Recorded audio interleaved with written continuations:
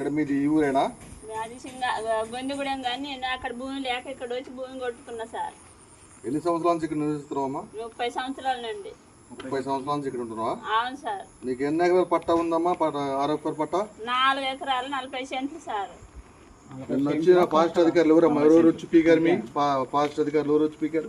నాగరాజు, రామూర్తి, ఇంకొక 4 అంట. బీట్ ఆఫీసరే.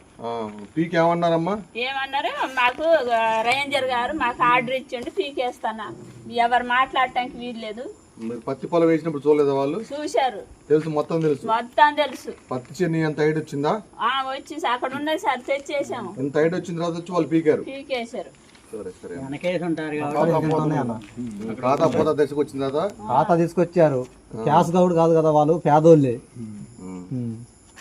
ఖాతా తీసుకొచ్చి తెచ్చిన గింజలు గాని, ఎరువులు గాని, పై మందులు, గడ్డి మందులు ఇన్ని తెచ్చి మళ్ళీ కొట్టిన తర్వాత ఇంత చేను ఇంత అయిన తర్వాత నా నోట్లో మన్ను పోసిండ్రు.